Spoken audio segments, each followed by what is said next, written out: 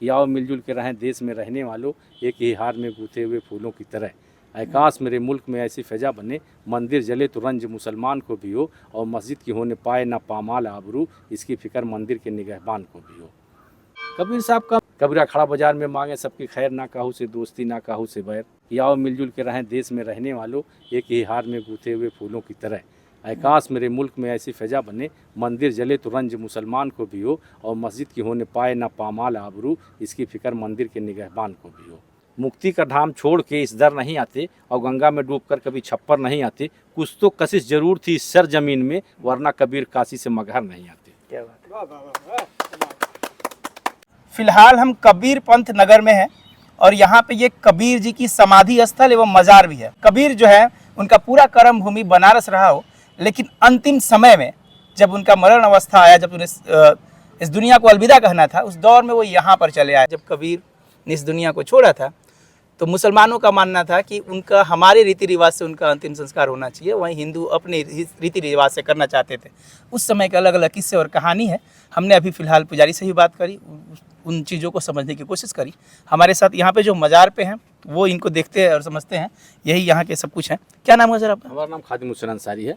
हाँ, तो खादिम जी आपसे हम ये जानना चाहेंगे कि कबीर की जो विरासत है, काफ़ी लंबी विरासत है, लंबी परंपरा है उनका।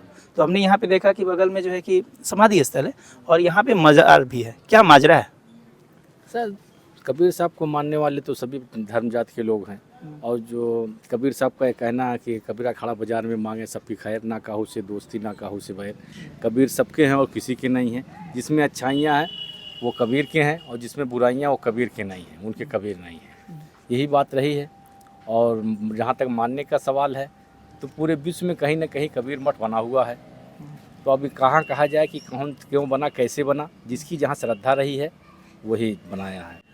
तो कभी दबाव आता है ये कि नहीं भाई वो समाधि है वही सब कुछ है, मज़ार क्यों है यहाँ पे, इस तरह की बातचीत होती है क्या? ऐसा है, हाँ, हमें इससे क्या मतलब, जिसकी जो श्रद्धा हो जहाँ जाए। हमको क्यों कहेंगे कि मज़ार पे आइए या समाधि पे जाइए, जिसकी जहाँ श्रद्धा हो अपना जाएगा।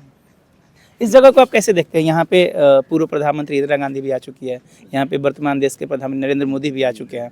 एक तरह से ये काफ़ी चर्चित जगह है और यहाँ पे हिंदू मुस्लिम तमाम लोग आते हैं। तो इसका कितना महत्व है? इसका महत्व कबीर साहब की वजह से है। जिसने जितनी जितनी श्रद्धा है वो उतना महत्व है कबीर साहब का। कुछ लोग आते हैं कबीर को मानने आते हैं, बाहर से घूम के चले जाते हैं, और कुछ आते हैं जो कबीर की मानते हैं, वो कबीर का दर्शन करके जाते हैं, समाधि और मज़ार को अहमियत देते हैं। बाकी लोग आते हैं यहाँ देखते हैं कि पर्यटक केंद्र हो गया है, अपनी रंगलनियाँ मना के चले जाते हैं। तो जिसकी जैसी भावना रहती है वैसा उस नियत से वहाँ पे आते हैं वो लोग। कबीर के पूरे जीवन का सार क्या रहा, वो किस तरह के संत रहे हैं? क्योंकि आप लोग सब कुछ देख रहे हैं, समझ रहे हैं, तो आप अच्छे से बता सकते हैं कबीर का पूरा मूल मंत्र क्या रहा? कबीर साहब का मूल मंत्र यही रहा कि कबीर साहब सबको मानव समझते थे। वो मानवता के पुजारी थे, इंसानियत को अहमियत देते थे। इंसानियत ही उनका धर्म था, मानवता धर्म था। वह ना हिंदू की मानते थे ना मुसलमान की मानते थे। जो बुराइयां थी उसका त्याग करते थे, जो अच्छाइयाँ थी उसको अपनाने की कोशिश करते थे। और हम लोग भी वही करने के लिए यहाँ रह रहे हैं कि जो अच्छाइयाँ हैं कबीर साहब के किसी भी एक दोहे पे अमल कर लिया जाए तो उसी में तरनतार है। वही कबीर साहब के लिए सच्ची तरनतार जली होगी।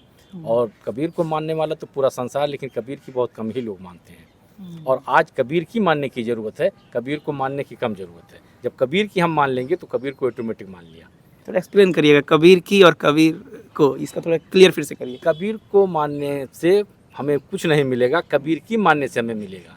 क्योंकि अगर हमारे अंदर बुराइयां हैं उसको त्याग करने के लिए कबीर की मानना होगा कि कबीर ने जिस रास्ते पर चलने के लिए बताया उस रास्ते पर हम चलेंगे तब कबीर की माने। और वैसे तो कबीर को मानने के लिए भगवान और खुदा ने भी मान लिया कबीर बहुत अच्छे थे, इसीलिए तो आज उनकी पूजा हो रही है। तो कबीर की मानने से बुराई दूर होगी, कबीर को मानने से नहीं। अब बनारस से यहाँ आने का जो है, काशी से यहाँ आने के पीछे अलग अलग लोग अलग अलग तरह से लॉजिक देते हैं। आपको क्या लगता है कि उन्होंने इस जगह को क्यों चुना था? सर कबीर साहब को जगह जगह बहुत सी सारी बातें हैं, तमाम विडम्बनाएं हैं। कुछ लोगों का कहना है कि अकाल पड़ा तो यहाँ से कबीर साहब को लाने के लिए यहाँ से नवाब अली बिजली शाह गए, जो हमारे पूर्वज थे, जिनकी मैं 9वीं पीढ़ी हूँ। और यहाँ से काशी नरेश ने उन्हें भेजा और वो आए। अंतिम 2 वर्ष उनके मकान में रहे, जिस मकान में मैं रह रहा हूँ। तो अच्छी खासी बारिश हुई, नदी सूखी हुई थी, नदी में बहाव आ गया। कबीर साहब ने कहा यहाँ बच्चे नहीं दिखाई दे रहे हैं, लोगों ने कहा कि यहाँ बच्चे पैदा होते हैं लेकिन मर जाते हैं, जीवित नहीं बचते हैं। तो कबीर साहब ने उनके लिए भी दुआ आशीर्वाद किया। आज वो बहुत घना ही मोहल्ला हो गया है, जिसका नाम करम कबीर यानी कबीर के आशीर्वाद से जो मोहल्ला बना उसे करम कबीर मोहल्ला कहा जा रहा है। नगर पंचायत का वार्ड नंबर 5 है। एक चीज़ और है कि कबीर को लेकर के ये भी कहा गया कि उस समय वो यहाँ के जो गोरख के पीठाधीश हैं उनके यहाँ भी लोगों को भेजे थे कि जाइए वहाँ मदद मांगिए तो पानी हो जाएगा। आप कुछ और कह रहे हैं क्या? असल में क्या है, क्या माने? नहीं सर, ऐसा है जहाँ तक कि हमें जानकारी है, मैं विद्वान तो हूँ नहीं, हाँ बिल्कुल। लेकिन जो मुझे जानकारियाँ हैं, अगर कबीर साहब और गोरखनाथ जी की जीवनी उठाया जाए तो 250 वर्ष बाद का अंतर होता है। तो हमें किस बात कैसे मान लें कि दोनों लोगों का सत्संग हुआ? आप भी जाके जीवनी देख सकते हैं कबीर साहब की और गोरखनाथ की, तो दोनों लोगों में जब जन्म देखा जाएगा तो दोनों में 250 वर्ष का अंतर है। तो कैसे हम मान लिया? इस बात पे चर्चा हमारे मोदी साहब भी किए थे आके यहाँ, उसमें भी तमाम बातें हुई।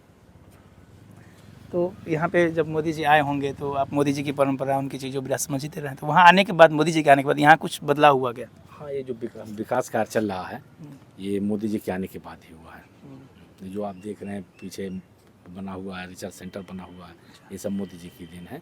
और उनसे ज़्यादा श्रेय मैं देता हूँ अपने पूर्व स्वर्गीय स्वर्गीय सांसद शरद त्रिपाठी जी को, क्योंकि उन्हीं के अथक प्रयास से मोदी जी यहाँ आए और मोदी जी आए तो यहाँ विकास हुआ। बस एक आखिरी सवाल कि इस जगह को लेकर के जो मगहर है इसके नामकरण को लेकर के अलग अलग चर्चाएं होती है कि मगहर क्यों नाम पड़ा। कोई लोग बोलते हैं कि बौद्धिक भिक्षुक थे, उनको लूट लिया जाता था इसलिए पड़ा। कुछ लोगों का कुछ और कहना है। आपका क्या मत है इसको? जैसी रही भावना जैसी वो देखिए। आप क्या जानते हैं? आप क्या जानते हैं? मैंने जो पढ़ा है सुना है अपने पूर्वजों से, सच्चाई भी हो सकती है, नहीं भी सच्चाई होती है, तर्क वितर्क आप करिएगा, मैं आपको इसके लिए जज बना दे रहा हूँ। क्योंकि कुछ लोगों का कहना है कि ये मार्ग हरी है, यहाँ से रास्ता हरी तक हो जाता है। कुछ लोगों का कहना है मार्ग हर है, यहाँ लुटेरे रहते थे, डाकू रहते थे, इस रास्ते से जो जाता था जंगल एरिया था वहाँ जो लूट-पाट ले लेते, बहुत बिच्छुओं को लूट लेते थे। और मेरा एक मानना है कि अगर ये अच्छी जगह सरजमीन ना होती तो कबीर साहब यहाँ नहीं आते, मुक्ति का धाम छोड़ के इस दर नहीं आते और गंगा में डूबकर कभी छप्पर नहीं आते। कुछ तो कशिश जरूर थी इस सरजमीन में, वरना कबीर काशी से मगहर नहीं आते। क्या बात है। तो शेर व शायरी से बात समाप्त होती है यहाँ पे, लेकिन एक चीज़ तो है कि कबीर को मानने वाले लोग अलग अलग तरीके से मानते हैं। और एक लाइन साफ इन्होंने कहा कि जिसकी जैसी भावना होगी वो इस हिसाब से देखते हैं। अलग अलग चश्मे होते हैं, अलग अलग चीज़ें होती हैं। हाँ कुछ कह रहे थे क्या? हाँ कुछ उनके दोहे वोहे अगर आप सुना सकते हैं तो ये सब थोड़ा कुछ सुना दीजिए। कबीर साहब का मेन दोहा है कि सांच बराबर तप नहीं, झूठ बराबर पाप, और जाके हृदय साच है ताके हृदय आप। यानी सच्चाई सबसे बड़ी इबादत है, झूठ सबसे बड़ा पाप है। अगर हम सच्चाई अपना लें तो हम भी एक संत बन सकते हैं। और संत बनने का मूल मंत्र यही है कि जो सच्चाई पे रहा है वही संत हुआ है, बाकी कुछ नहीं। कबीरा खड़ा बाजार में मांगे सबकी खैर, ना काहू से दोस्ती ना काहू से बैर। आओ मिलजुल के रहें देश में रहने वालों, एक ही हार में गूंथे हुए फूलों की तरह। हम हिंदू और मुस्लिम मिल जाए तो सिख भाई हमारे कहाँ जाएंगे, ईसाई कहाँ जाएंगे, जैन कहाँ जाएंगे। इसलिए मेरा ये कहना है कि आओ मिलजुल के रहें देश में रहने वालों, एक ही हार में गूंथे हुए फूलों की तरह।